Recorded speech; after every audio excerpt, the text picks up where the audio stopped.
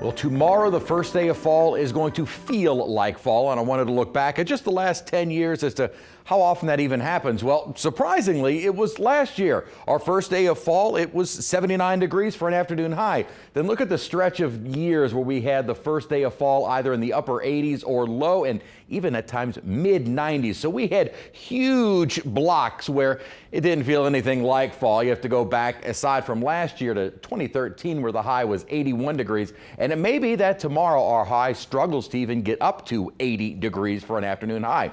Now, the rainfall moving in, this was well advertised by our computer models, and it is falling apart. In fact, much of Louisiana will not see the rain, as that line is kind of falling apart in coastal Mississippi and has all but dissipated in the northern Florida parishes. So whatever is left might get a little sprinkle here or there south of the lake, but probably not much. And even what is moving over the Mississippi counties is starting to fall apart as well. This again is not the front. This is a little boundary that is developed out ahead of the front, but it is adding to some of our rainfall totals, which on the whole was not all that much. We had just less than an inch of rain at Belle Chase today, 2/10 of an inch at Kenner. We're adding to those totals right now at Bogalusa, and we'll continue to add to those totals at Gulfport as that line pushes on through, but not much more than we've already seen. So the showers now falling apart, and this will be it for the rainfall for the next several days going into the weekend and even early next week. We have a nice dry stretch of weather, which we desperately need. Partly cloudy skies outside toward downtown at the moment. Looks pretty, doesn't feel that much.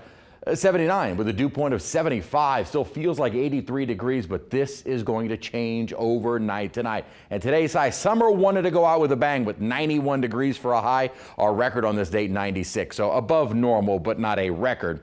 However, this was definitely the last day of summer, and by tomorrow it'll feel very much like fall. We're still in the 70s outside, or 70s for the most part outside, and you have to go farther to the north to find temperatures falling into the lower 70s. Now, just looking at the temperature map, hard to find where that front is. You need to switch over to the dew points, and here is that drier air beginning to move in from the northwest. This will push in overnight tonight, and by early tomorrow morning, we'll wake up with lower dew points, lower temperatures, and strong winds. Winds are going to be picking up, gusting up to maybe 25 miles an hour, sustained at around 15, let's say 10 to 20 miles per hour all day, even going into later in the afternoon and evening. So it is going to be a windy day tomorrow, and then still breezy as we head into Thursday. And here is the upper trough. So that is pushing that cooler and drier air south, and with it a big change in our forecast, and a much needed change as we end September. Probably not all the way to September going into early next week, but certainly feeling a whole lot cooler.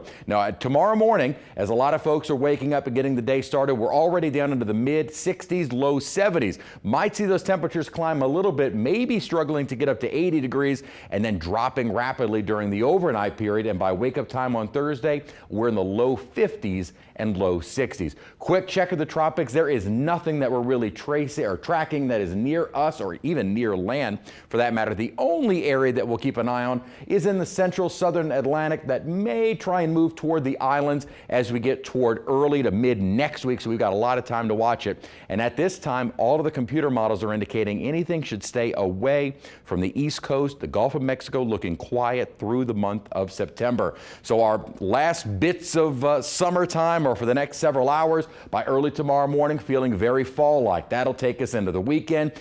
Early next week, we'll start to see a gradual warm-up and maybe a few stray showers by next Tuesday. All right, but in the meantime, it sounds amazing. Yes. Thank you, Much Chris. needed. Yeah, for sure. We need a break. All right, thanks, Chris.